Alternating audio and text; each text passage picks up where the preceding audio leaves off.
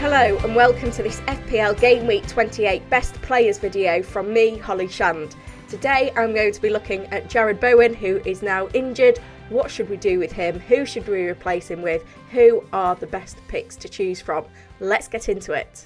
Now today's video is brought to you once again by Spitch. It is the live fantasy football manager app where you can enter competitions to win great prizes every single week, and they've just launched a brand new pair up mode. Now this is fantastic. You can choose between 3 and 10 pairings every week. You build your bet. There's 2 boosters available on there as well, and you can win up to £8,500 during every single match day. Simply go on, have a look at which pair ups you've got to choose from, select 3 from that selection, and if you're feeling brave, add those boosters on for who you think will be the highest scoring player and the lowest scoring player in those selections. Now, if you want to get involved in that Spitch pair up mode, take a look at the link in the description below and download that Spitch app to get involved ahead of Game Week 28.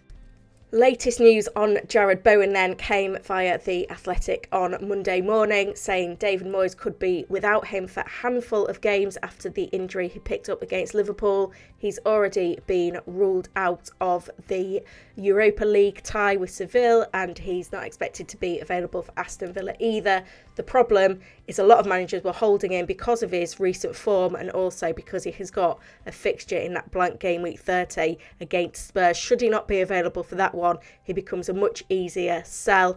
We will get press conferences from David Moyes ahead of the deadline. We'll get 2 actually, one for the Europa League match and one from the Premier League match.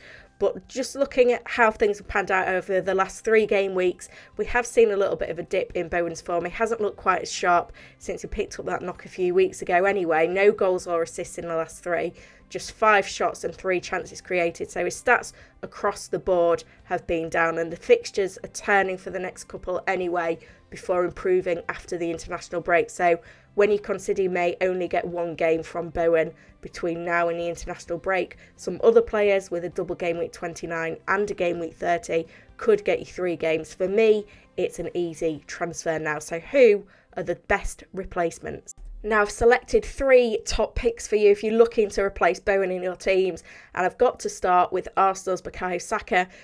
The Arsenal attack have been in sensational form in recent games. Saka picking up 23 points over the last 3. Some really impressive numbers as well. 2 goals and 1 assist, and his underlying good numbers are very good as well in terms of shots and chances created.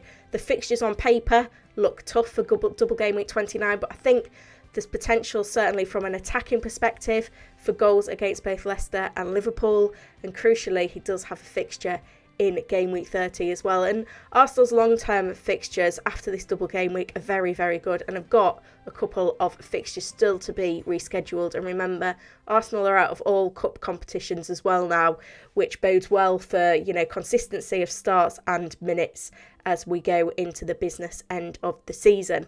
Now, another player well on my radar following the Monday night football is Spurs' Dejan Kulusevski. Obviously, if you've not got Kane and Son in your team, then they're going to be the main priority. If you can get from Bowen to Son by making downgrades elsewhere, that's going to be the smart move. But Kulusevski looks like an absolute bargain, 6.1 million. And this Spurs front 3 with him in there now, he's getting those consistent minutes, really starting to click. He's had 1 goal and 2 assists over the last 3 games. He's also creating a good number of chances and having a few shots on goal as well. The double, Manchester United away and Brighton away, looks pretty good. And again, Spurs have got great fixtures between now and the end of the season as well.